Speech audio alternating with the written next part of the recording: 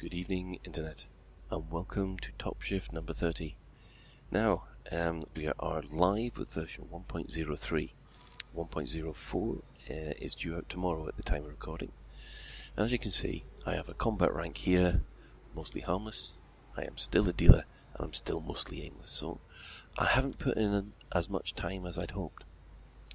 One of the things that I have noticed is that you can work up reputation by selecting one of the items that you've got there and go into detail about what these things are.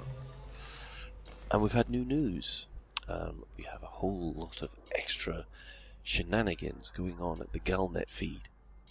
I mean, the first thing is this onion head crisis in the Federation seems to be getting worse. And we have a senator who seems to be effectively trying to bankrupt an entire system. Now, this Senator Petranus does seem to be one of the big movers and shakers in the background game, involved in a power struggle for the Empire. And here we have a new slave rebellion starting out. So, if you are in one of your ships and you're close to one of these systems, you can then take part and try and influence the events.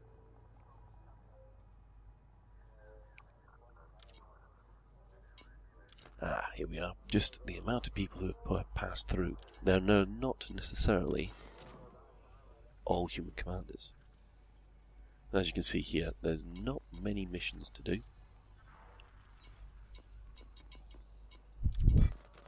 So, let's have a look at what ships we've got available to us here. Now, that's a Python. Very, very impressive vessel, and not as impressive as the Anaconda. Now, that's one of the ones I'm aiming for, the Asp. But as you can see, there's no way I can afford this kind of stuff.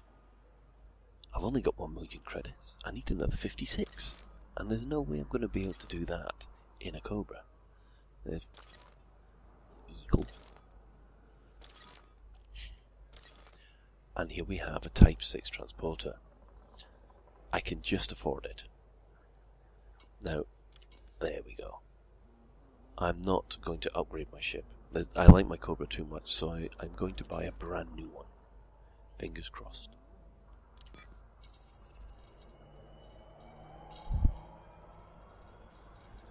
Oh, this is the worst bit, waiting for it to all come to fruition. And here we have it. Now, I haven't been in a Type 6 since I think Alpha 4. So I don't know if they've made many changes to the flight model. I'll look around the cockpit, you can see great visibility. It hasn't made any difference to my rank. We're at Lee Station. Now, this is an Alliance world, high-tech system. Very useful for your progenitor cells. And with everything else, I'm neutral. If you've ever seen Futurama, I am a neutral. Go to beige alert. Right. Now that we've got a ship, we've got 91,000 credits. It's about 28,000 for insurance, so I don't want to spend any more than 20. Yeah. I need to have insurance in the bag, put it that way.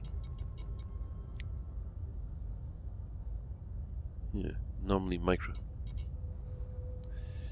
Medicines go down quite well if you're going to an agricultural world. Semiconductors, if you need to go to an industrial world, is a good one. Although it does depend on the world. There's a whole lot of extra factors that had to be taken into account. Now, at the moment, the outfitting of the ship means I've only got 50 tons of cargo space. Still, that's, 18 tons more than I had in the Cobra. Oh, sorry, my maths is wrong. 14 tons more than I got in the Cobra. As you can see, my rebuy cost there, if something goes wrong, is 26 and a bit thousand. Right then.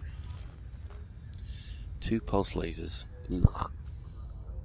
Beggars can't be choosers. And I've got a large amount of cash for the LF1271. I need to be a lot further away in order to cash that in. So the Type 6. Here we go.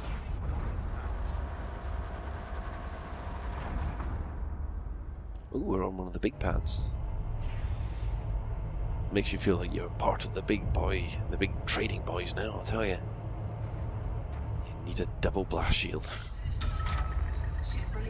Okay, this is surprising. It's surprisingly sprightly.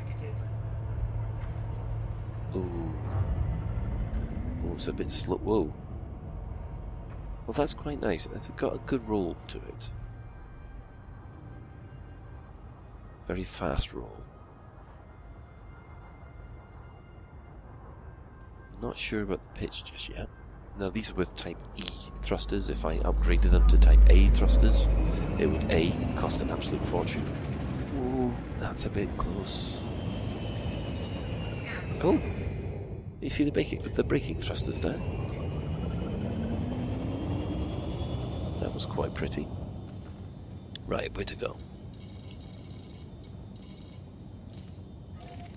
Right, this is one of the local industrial worlds. I know that they're like superconductors there. Oh yeah, you can feel how much of a pain that is to turn. Nowhere near as maneuverable as a Cobra. Frameshift drive charging. Here we go. First jump in the Type 6.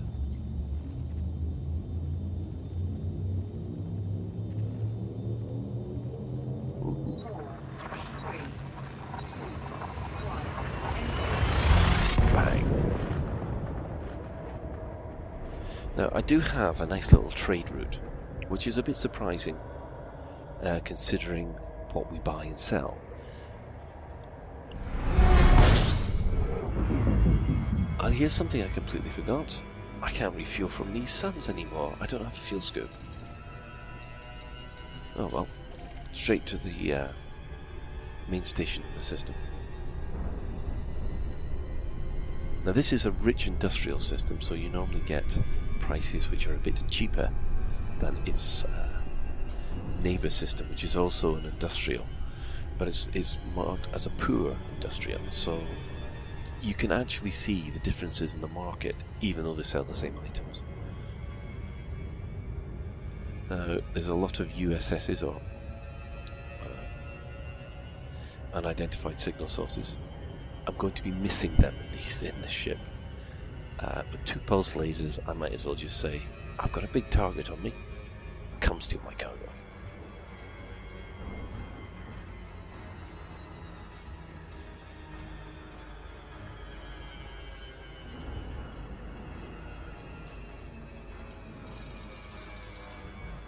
And it looks like that I can still ply my trade route. I was a little worried that the new ship wouldn't have the jump range, especially if you're fully laden. But it seems to have a jump range of about 10 light years.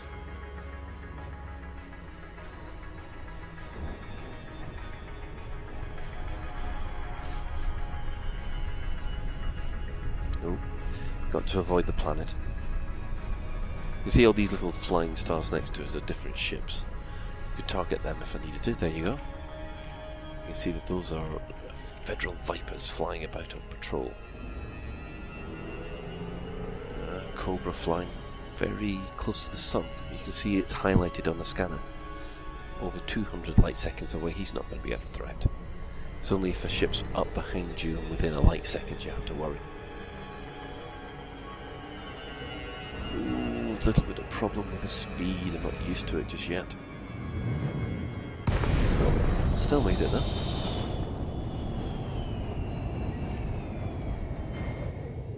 Oh yes. Lots of lovely bounty to catch here. Docking request granted. See, in the Cobra beforehand, I was hanging around the nav beacons.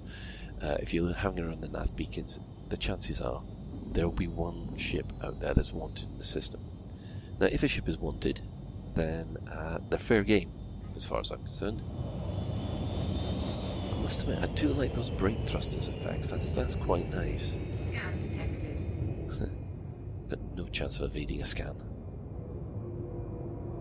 Yeah, there's normally one ship that's wanted, and if they are, they're fair game. You can shoot at them without a problem, and without getting any credits or bounties against you. One of the problems that people have been having is they've been using the kill warrant scanner. And what's been happening there is that although a bounty exists on the ship, they're not wanted in this system. So therefore you shoot at them, you'll get a bounty yourself. Ooh. Oh, this thing's so... Its roll is good, its pitch is awful. But that's nothing compared to the responsiveness of these engines. I'm going to have to upgrade the thrusters on this at some point. And that refueling cost is phenomenal. Goodness knows what the bigger ships are going to be like. Right, let's cash in these bounties. Never turn down a free 5,000 credit bounty.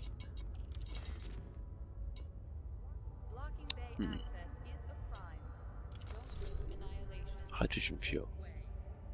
Hang on. Right, I'll have that. Because everywhere seems to sell hydrogen fuel. Oh, definitely not going to do those. Or those. Welcome to our station. Right then. Sell what we've got. Yeah, superconductors. Oh. Semiconductors. Ah, not bad, 17,000. That takes us straight over the 100,000 credit limit. That's not to be sniffed at. Alright, let's have a look. How many tons did I need for this hydrogen fuel? 14. Right.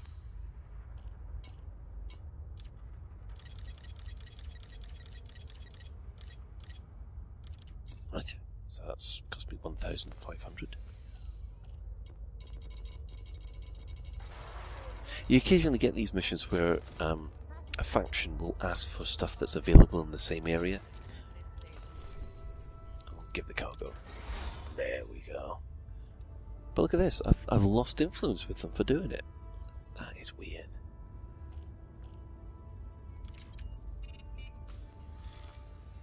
Still, just a dealer. Now, each of these guys here have got their own influence in regarding the system. And the more missions that you run for them, the more the influence or their action will affect the environment of the system. So, for instance, if we do not give them food, the chances are a famine may occur, and if a famine occurs, then a whole lot of instability happens in the entire system. That's why sometimes you'll see some reputation gain things for, oh, just go and get some food, will you?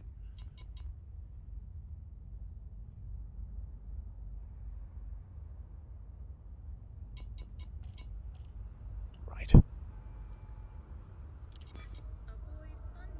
Can we do with yet? Computer components? No. Ah, right. Now, where I'm going is considered a agricultural world on the galaxy map. However, it has a hidden gem inside it. Now, you wouldn't normally take mineral extractors to an agricultural world. However, in this little trade route,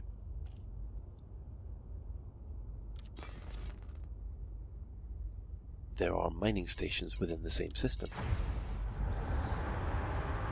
And those do pay a lot of money for mineral extractors, the like.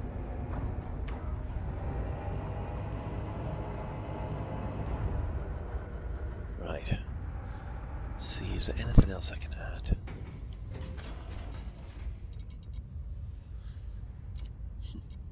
Yep, gonna have to add my pirate logo. there aren't any paid jobs for the Type 9 just yet, but I will add a pirate logo just for a laugh.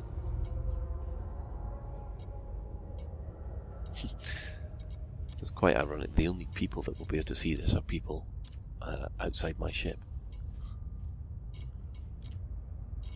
Right.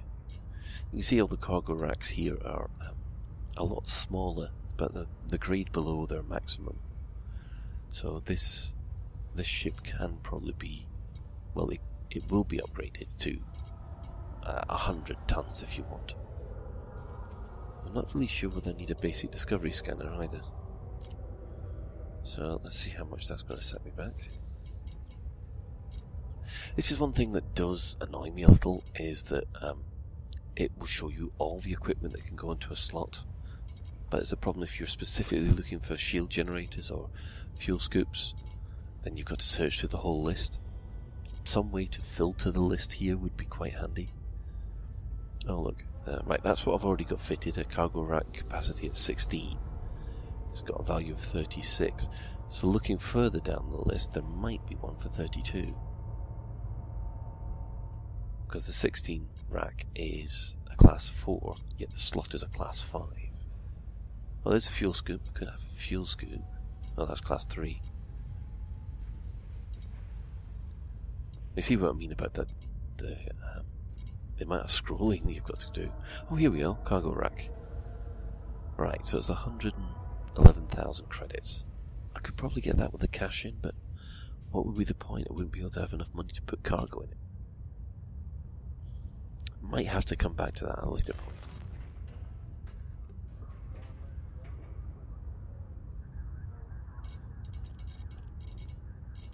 Another news going around the place. The Emperor seems to be moved to a hospital bed, but he's trying to marry his former courtesan, girlfriend, mistress person, so that their daughter becomes a legitimate heir to the throne. The two senators who are vying for control, should the Emperor pass on before then, they're up to their dirty tricks to try and sabotage that. There's some people who don't know whether or not it's legit. Now this, here we are, it's a genus. If you go into the statistics, you can see agricultural and extraction. Now it gets most of its money from agriculture, which are the right two. But this one, Jones Station, is an extraction. That one there. The other two on the right hand side, they're the agricultural worlds, and they will pay for a lot of money for crop harvesters. But ironically, in one of these little twists, the profit margin on certain commodities, even though you pay more for them, doesn't seem to be good. And half the challenge of this game is trying to work out which commodity works best with another system. Ship released. Engines engaged. That's quite nice and easy. Yeah, a really good roll. It's a pity the pitch in the air and the speed. Oh look, there's a dropship. Huh, yeah, it was doing quite a nice roll there as well. You can see a Condor fighter I got targeted. Individually they're not all that great, but normally those things hunt in packs. And if you see a couple of them about, they've normally got a carrier vessel about somewhere. Ooh, that's a long slow down. Oh, that was nice. Coming out on the dark side of a planet.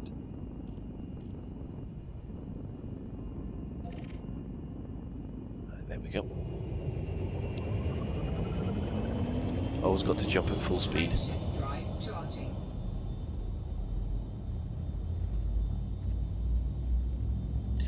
Now where I am at the moment is halfway between Sol and the capital of the Alliance, Alioth.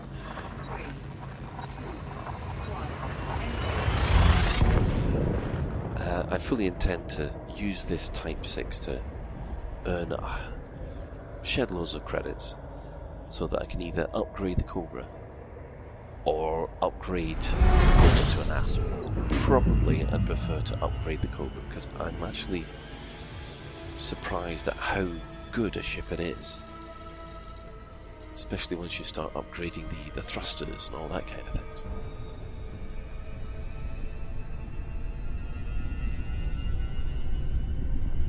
Jones Station, 500 light seconds away from the Sun. So Elite Dangerous at this point has been out officially for 2 weeks. We've had 3 revisions, and the reviews that have been coming back from official sites seem to all say the same thing. They give it sort of 80% or 8 out of 10. Mostly along the lines of, yeah, we know it's not finished, we know there's an awful lot more to come, but what's there is actually quite good. Yeah, there's a whole load of features that I would like to see put in. I mean, there's the passenger side of things, and there's the comms and the wings. You know, the grouping. That definitely needs to be looked at. But as such an upgrade from the original Frontier and the original Elite, this is exactly what I wanted. However, it's not to everybody's taste. And unfortunately, there is a vast amount of negativity going on about that falls really into 2 camps. The first camp is still going on about a lot of the problems that they've had with the offline situation. There are people there with genuine grievances, and there are people who are just basically what I could describe as stirring it. And sometimes it can be difficult to differentiate one from the other. I do know Frontier are looking at refunding people who are affected by this issue, and so far refunds have been paid out, but at the moment I think the rule of thumb is that if you played the game beta, then the chances are you will not get a refund because you've played the game. If, however, say for instance you are a soldier about to go abroad, or for some reason the internet connection where you are is horrendous, then the chances are you will get a refund. And if you ask for a refund and you've not played the game, you definitely get a refund. Unfortunately, these things are taking a while to process. Flight assist on. But I do know that these refunds are being issued. However, out of the 25,000 original backers, the vast majority, we're talking 99.9%, they seem to be quite happy with the game as it is. I mean, the offline mode removal was a bit of a blow, but as long as in the end, if the game is ever sunset, which I hope it isn't, then the galaxy is then handed out to people. As David Braben said, I don't think there's going to be a problem. Because there's one problem with an online game such as this, and I've had this in other online games which I've played, is that when it gets cancelled, that's it, you can never go back to it. Now, I've had that with Star Wars Galaxies, and I've had that with the Matrix Online, where, you know, I've really enjoyed playing the games. You get a retro, Docking successful. you know, if you feel you want to play it again at some point, but of course, with old games, you could find an emulator and give it a kickstart, like I did with the original Elite and Deuterus. Unfortunately, you can't do that with the Matrix Online or Star Wars Galaxies. I mean, there are emulators out there, but it's not the same. And that's the problem. If the back-end server goes, then that's it, you have lost the game. But I will make the point that Mr. Braben and Frontier have all said that if the game is sunset, then the back-end will be made available to the community for people to do with what they please. So there's my Cobra, and I've also got an Eagle. Now those ships are 1,000. But the Eagle is back at the Founder as well, which is a long way off. There's quite a few ships here, but oh, there's 5 actually. You see in the brackets afterwards.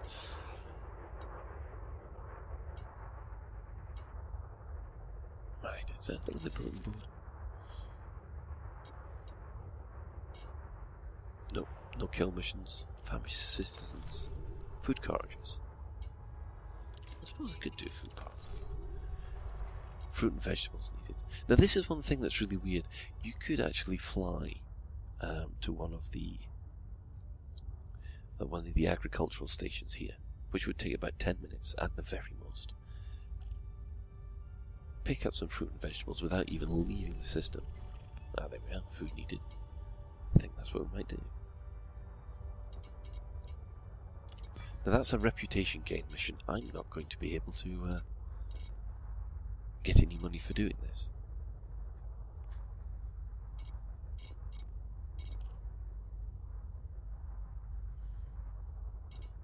I'm trying to work out what I can actually do. Well, selling the cargo first helps.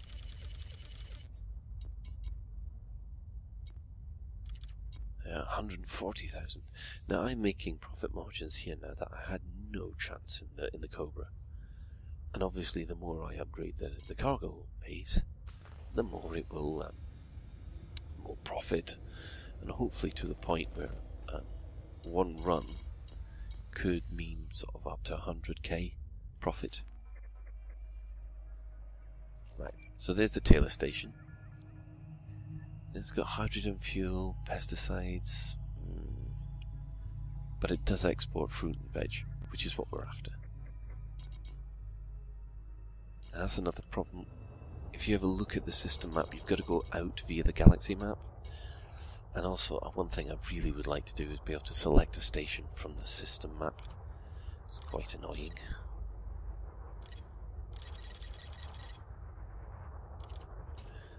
Alright, let's take some hydrogen fuel there. You never know, we might make a little bit of credits on that.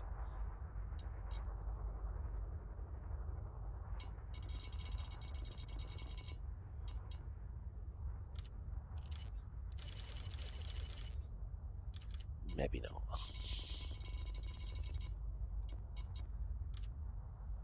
Of course, what you really want to do to take to an agricultural world is bio-waste, or fertilizer, or poo.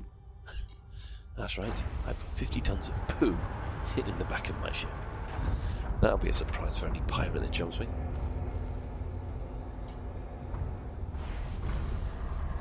So, I'm entering Taylor Ring with poo. So many euphemisms that could be attached to that.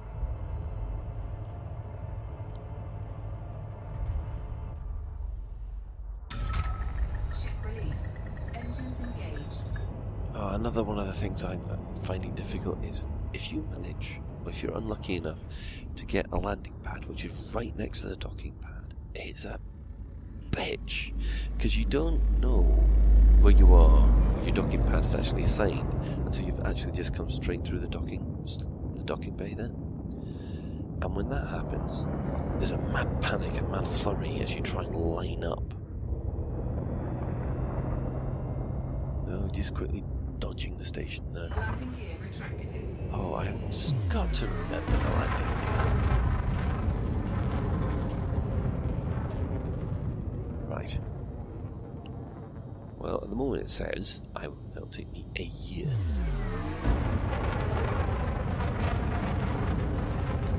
I don't think I'm going to worry about that. Frameshift drive charging.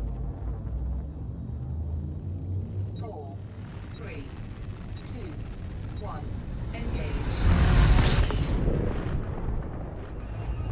Ironically, if you're moving goods between star systems, it is actually quicker than moving goods within a star system. Mostly because once you jump to hyperspace, you come out in frameshift at full whack, and then you're able to fly to your destination. If, however, you're just frame shifting around around a system, you've actually got to get up to speed first. So here, Taylor Ring, we're, well, yes, over 2,000 light seconds away, and we haven't even hit 1C. At this point here, if I jumped to another system, I'd probably be a good 1,000 light seconds into it.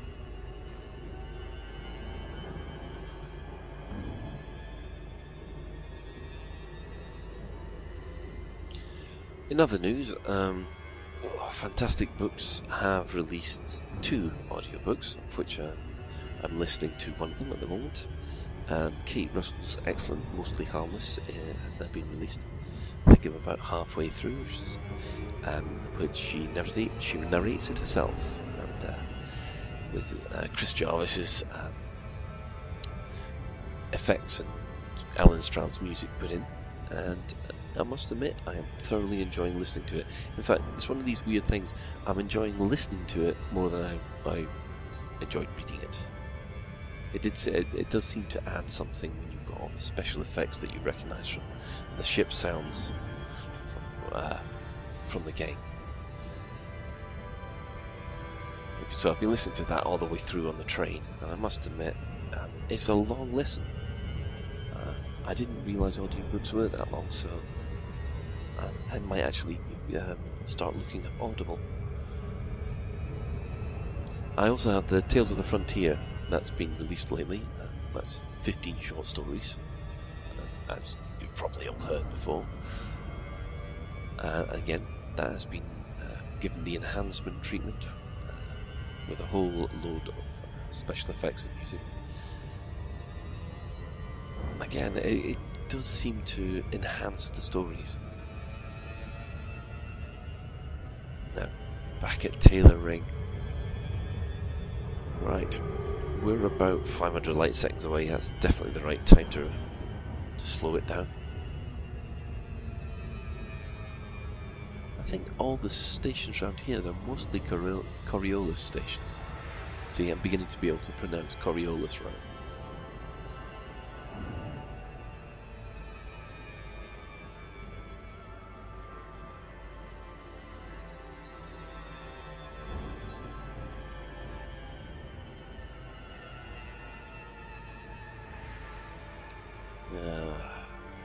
One of the things that never seems to get old for me is what starts out as a little tiny dot. As you approach it, it gets larger and larger until it's a fully realised world. I mean, this must be what Voyager sees of Earth now. All this tiny, not even a pixel wide now. It's amazing what we've probably missed because we don't have resolution on cameras.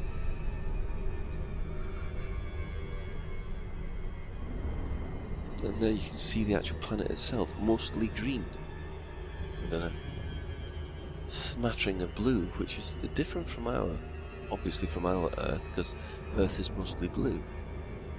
And there you can, look, you can see a massive weather system down the bottom left. And there looks to be snow-covered mountains. Oh, it does make you want for planetary landings, I'll tell you. We do know it is being worked on. It has the appropriate phrase soon attached to it. We don't know what the roadmap is, we don't know what's got priority. I am hoping though that they've got extra ships and the grouping mechanic to come in, as well as a lot of extra missions like passengers, maybe some more assassination missions and things like that. Something with a little bit more depth to them. Flight assist off. Well, the flight assist seems to be okay. Right, let's request Scan docking. detected. Docking request granted. Flight assist. There we go, lined up okay. Well, actually off a bit. Oh, look at that, you can see the braking thrusters. Ooh, what the heck's that? That was a bit close, that Viper. Oh, he was scanning me. The kid. The thing about being this far out, well, not far out, but away from most of the action, most of the plot at the moment seems to be happening in either the Federation, the Empire, or the borderline between the two. Because I'm up here on the border between the Alliance and the Federation, there doesn't seem to be much newsworthy. Landing gear deployed. So, I'm not involved in any of the war zones or the smuggling operations that seems to be going on down there.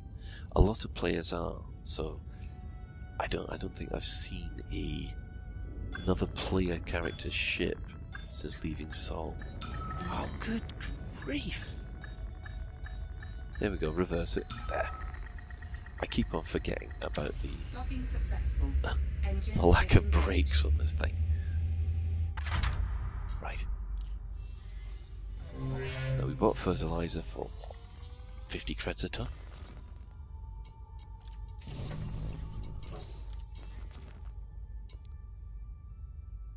Oh, hello. Needs covert help. Non-lethal weapons needed. Interesting. Oh, hang on. I could be heading there. Could take that one.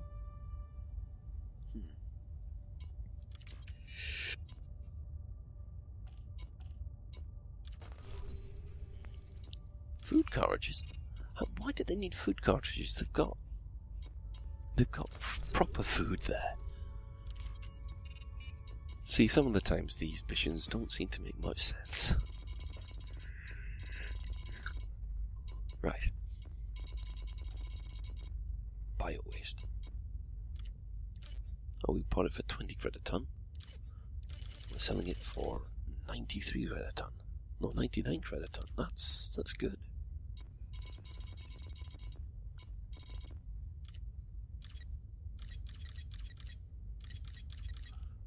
Might as well take them all. At this moment in time, I don't know which one of these food items has the best markup rate. So what I think I'll do is I'll spread my bets.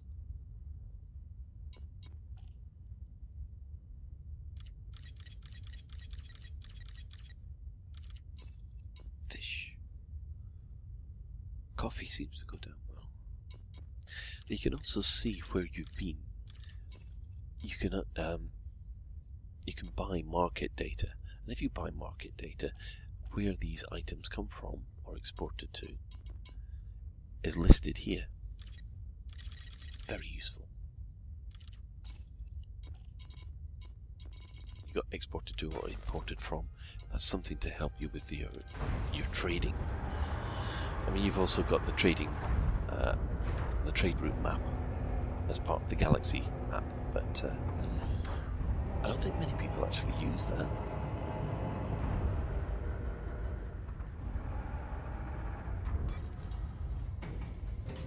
Right. See what we've got here. But, ooh. You know what? Doesn't seem to be much. I mean, I suppose I could have a multi-cannon, but gimbaled. I don't think the ship would stand much of a chance against anything, regardless of what it's armed with.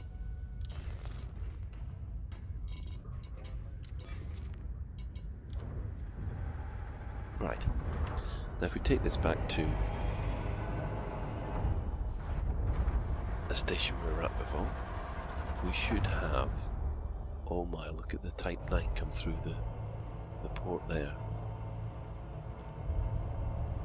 And he's landing quite close to us. I say landing. Jeez, what the heck's that? Oh, he was upside down. So he's quite happily landed there. I'll have a quick look at him as he goes past. Yeah. Oh, docking. No, he seems to be drifting a little. Yeah. If a Type 9 goes up, I don't want to be anywhere near it.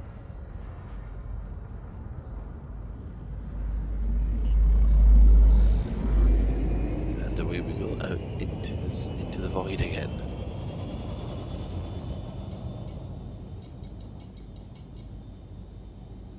John Station. Right, let's take the John Station back some fruit and veg.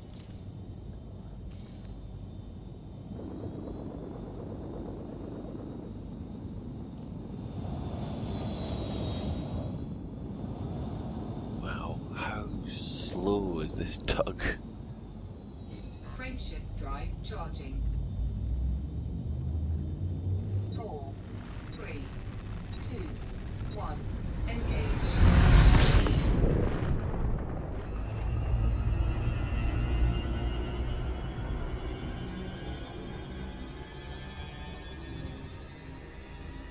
Right. No, I don't think it's made any changes to the reputation. I'll have to wait and see when we get there. I'm still neutral with everybody. Now, the one issue that I am having to deal with a bit on the websites is because I think Frontier didn't do such a good job of handling the news of the offline mode. There does seem to be an awful lot of people who are chipping in on the comments on any news item or Elite Dangerous about this fact that there seemed to be some kind of implied bait and switch, where they said, oh, there'll be an offline mode, give us your money, and then most of the way through the process they turned them around and said, nah, there's not going to be an offline mode. It was pretty obvious, as you know, I was an alpha backer all the way through the process, and it's pretty obvious towards the end of the beta that the client was getting hacked left, right and centre. So that meant more and more of the functionality had to go server side. And I do know a couple of the peoples that were helping by discovering these exploits. They've been quite upset by the fact that it was their work and covering these exploits that moved the whole thing, that helped contribute to the offline decision, effectively. But there are these individuals on most of the comment threads. They've got no interest in playing the game. They don't want to play the game. They just want to complain about the fact that seemed to be this bait and switch thing that happened on Kickstarter. And in my opinion, there was no intentional bait and switch. They found out basically about 4 weeks before launch that offline mode was not going to be possible as they'd hoped. So as soon as they came to that conclusion, that's when it was announced in the newsletter. Unfortunately, the way it was announced could have been handled better. But I think they've learnt the lessons and they've moved on. But it seems that some members of the community have not. Now, every time something goes wrong, because we had a bit of a blip on New Year's Eve, on New Year's Day, where some of the transaction servers went down. That wasn't particularly pleasant, but it got fixed within about 3 or 4 hours. But there was some downsides to it, because part of the fix is some commanders got extra billion credits, and the fact that some of them were allowed to keep it seemed to cause a lot of problems. But every time there's a slight problem, you get these individuals popping up on the forums or on the comment threads of any news item saying, ha, told you so, serves them right for screwing over their backers. They didn't screw over their backers. I'm one of them. I don't feel screwed over. The ones that do feel screwed over, like I say, they are a tiny minority. The original backers anyway.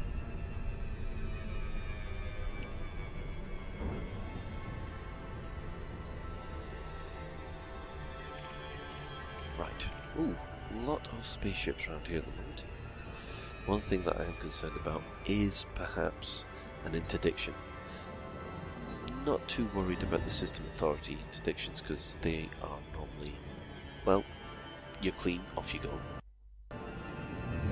But if I'm interdicted by something that's not a police viper, oh, that gets your hackles up. And one thing that I am constantly on the lookout for are hollow triangles. Other players, they might decide to interdict you for a laugh. Maybe they need practice. Maybe they're going to come after you for what little cargo you've got. Flight assist off.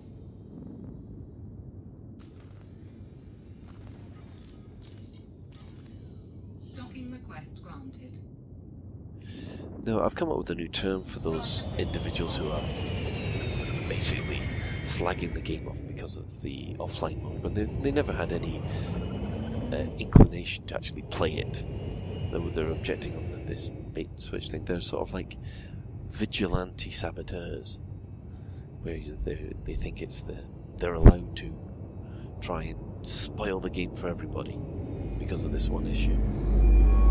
I mean, you get these kind of trolls, and I think in everything when it comes to online, but it can be hard work Landing gear deployed. when you're wanting to discuss certain game mechanics with other people, and all of a sudden a troll pop up and start trying to Docking implement their successful. own agenda. Engines Unfortunately, disengaged. in some cases, do not feed the troll. It doesn't seem to work.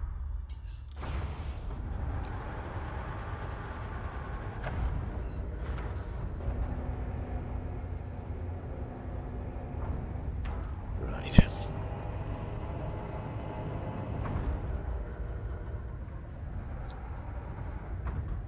Jones Station.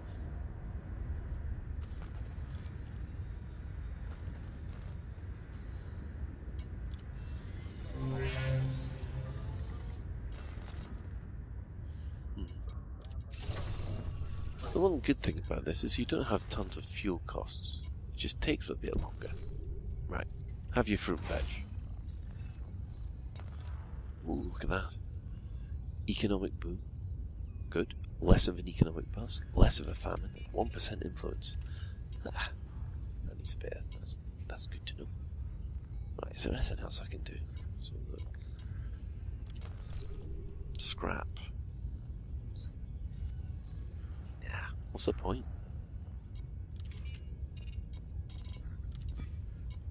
Now I've got all this stuff here, and do I really want to sell it? 460 credits a ton. Ooh. Actually, yeah, that might be worth doing. Fruit and veg. 143. No, I think I'll keep the fruit and veg. Now, I took the algae because sometimes they have these missions where they say, oh, give us 5 tons of algae and we'll give you more reputation. That's almost worth it. Ooh.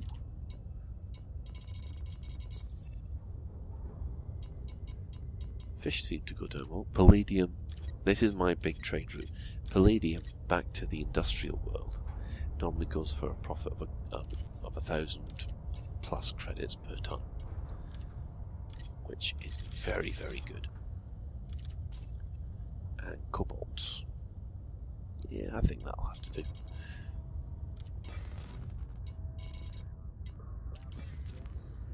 So you effectively take mineral extractors here to Jones Station, and you take either minerals or the metals back to Gillespie, which is the industrial world.